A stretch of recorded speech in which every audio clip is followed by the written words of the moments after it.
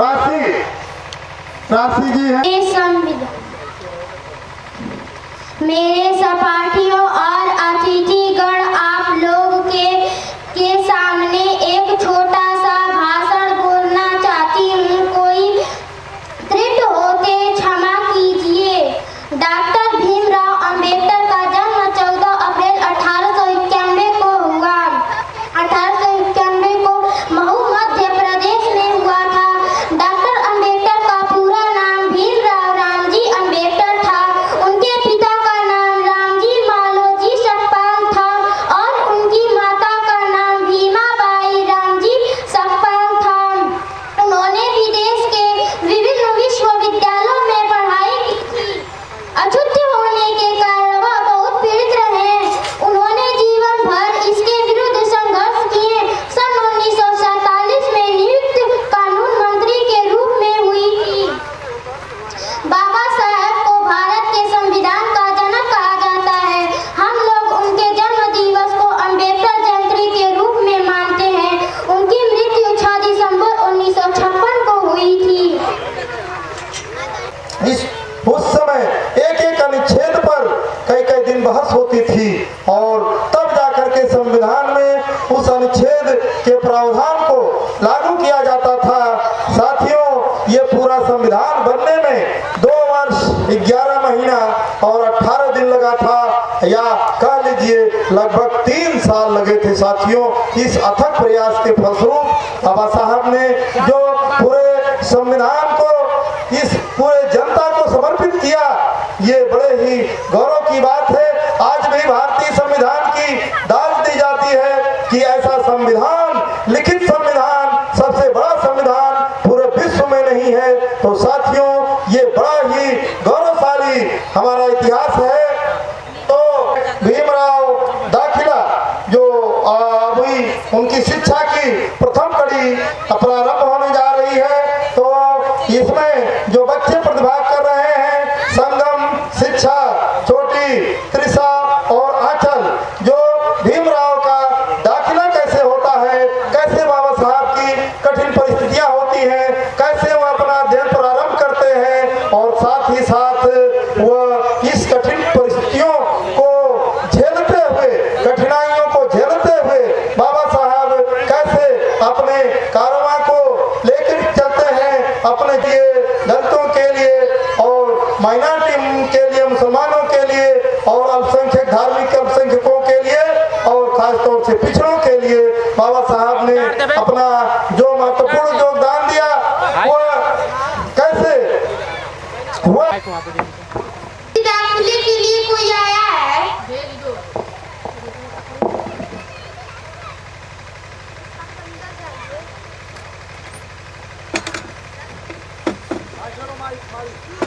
Mic ले लो, mic लेके अपनी बात करो।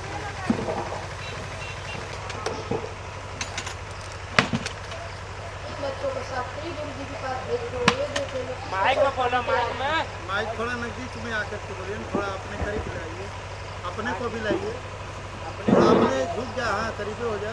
इन बच्चों को शास्त्रीय गुरुजी के पास भेज दो, वे देखें लोग किस कसम पर निकला। चलो बच्चों। बच्चे का क्या नाम है? भीमराव। उनका सरनेम क्या है? सरनेम भीमराव अंबेडकर। ये कौन सी जाति का? मुझे क्या पता।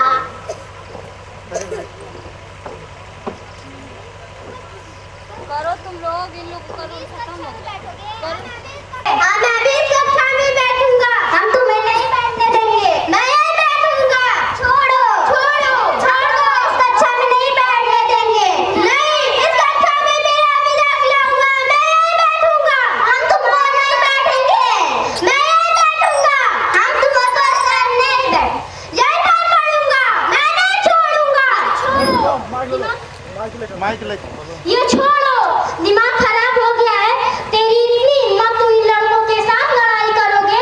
चलो निकलो, इस कक्षा से बाहर निकलो। लेकिन गुरुजी, इस कक्षा में मेरा भी तो दाखिला हुआ है। निकलो, इस कक्षा से बाहर निकलो। गुरुजी, कैसे मैं बाहर से पढ़ूंगा? यहाँ से बाहर चलो और अपना बोरिया बिछाओ, वहाँ से दूर से देखो। लेकिन गुरुजी, सारे बच्चे तो अंदर ही पढ़ते हैं, ऐसे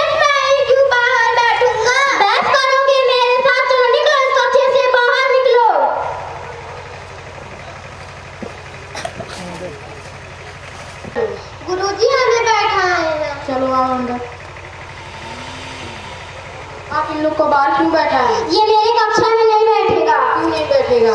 जब ये मेरे प्रश्न के उत्तर दे देगा तो मैं इसे कक्षा में बैठने दूंगा। ठीक है, जो प्रश्न पूछना है पूछ लीजिए। चलो बताओ, संस्कृत वर्णमाला में कितने स्वर और कितने व्यंजन होते हैं और कुल मिलाकर कितने वर्ण होते हैं? आप संस्कृत पूछ रहे हैं, बच्चा संस्कृत नहीं पढ़ता, पूछना मराठी पूछिए। मेरी जो मर्जी वो मैं पूछूंगा। क्यों, इसी ने तो कहा था जो मर्जी वो पूछ लीजिए। जवाब दो या तो जाओ। संस्कृत वर्णमाला में 13 स्वर, 33 व्यंजन और 4 अयोग हैं और कुल मिलाकर 50 स्वर, लज्जासूचक और व्यंजन श्रृंगारसूचक। इसने संस्कृत कैसे पढ़ लिया? सुनकर। मुखिया जी, अब क्या बच्चे का कान काटेंगे? दूसरा प्रश्न पूछिए। चलो 18 का पहाड़ा सुनाओ। अरे 18 का पहाड़ा भी तो मुश्किल से इसलिए कक्षा में 2 या 3 का पहाड़ा पढ़ाया जा रहा होगा। 18 कम 18, 18 दूना 36, 18 18 कम 18, 18 दूना 36, 18 तीन 54, 18 चौको 72, 18 पचे 90, 18 सत्ता 100, 18 सत्ते 126, 18 अठे 142, 18 नवा 160, 18 तैया 180। आप इन लोग बच्चों को कक्षा में बैठेंगे? कक्षा में बैठो, लेकिन बच्चों से दूर बैठना।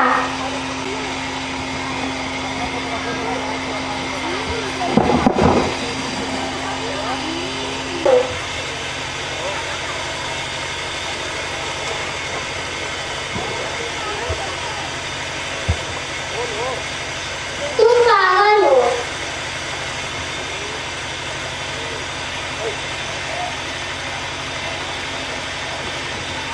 गुरुजी हो।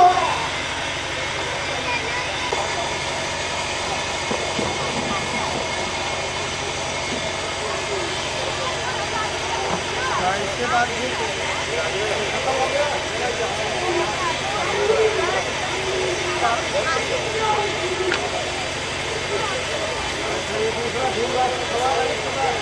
और उन विकट परिस्थितियों में बाबा साहब अपने को साबित करते हैं कि उन्होंने संस्कृत नहीं पढ़े लेकिन संस्कृत भी जानते हैं और जो पहाड़ा 2-3 का है उसको भी पढ़ते हैं। तो साथी बाबा क्यों रो रहे हो? मुझे स्कूल नहीं जाना। रोना नहीं बेटा, शांत हो जाओ। अच्छा मुझे एक बताओ, कक्षा में घुसे कैसे? मुझे नहीं पता, कल से मुझे स्कूल में नहीं जाना। क्यों नहीं जाना? ऐसे कैसे होती है पढ़ाई? किसी को डांट के पीछे बिठाकर किसी को आगे। मैं नहीं जाऊंगा स्कूल। भीम देश को नहीं जाना। बाबा मेरा नाम स्कूल से कटवा दो। क्यों? मैं स्कूल नहीं जाऊंगा। चल मेरे साथ।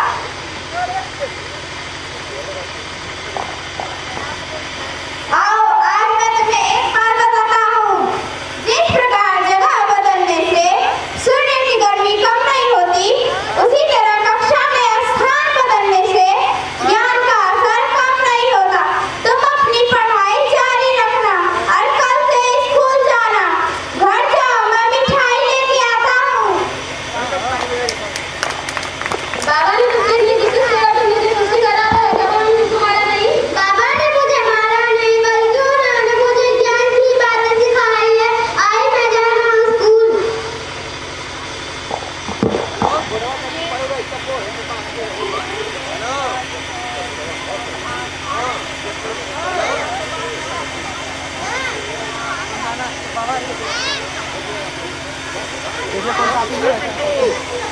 तैयारी पूरी हो गई? जी गुरुजी। बहुत अच्छी बात है। अब एक खास सूचना सुन लो। इस बार अंग्रेजी हुकूमत एक नया प्रयोग किया है। जिले के हर विद्यालय को रेडी कर दिया जाएगा। रात्रि भोज दी जाएगी। साथ ही साथ उनके माता पिता को भी सम्मानित किया जाएगा। जाहिर सी बात है, हमारे विद्यालय से वियोग करने वाले छात्राओं को और उनके माता पिता को यहाँ आमंत्रित किया जाएगा। इसके लिए आप लोगों को परीक्षा में भाग लेना पड़ेगा। समझ गए? जी गुरुजी। अच्छा बताओ, कौन कौन इस परीक्षा में भाग लेना चाहिए, कहाँ करना चाहिए, ये देखने जाते हैं। हमें तो करना है या चिल्ला कर बोलना है या परीक्षा के लिए ध्यान लगा कर पढ़ना है। समझ गए? हाँ समझ गए गुरुजी। बस ये नहीं एक महान विद्यार्थी है। आप लोग तो यहाँ कथा सुनने आते हैं। आप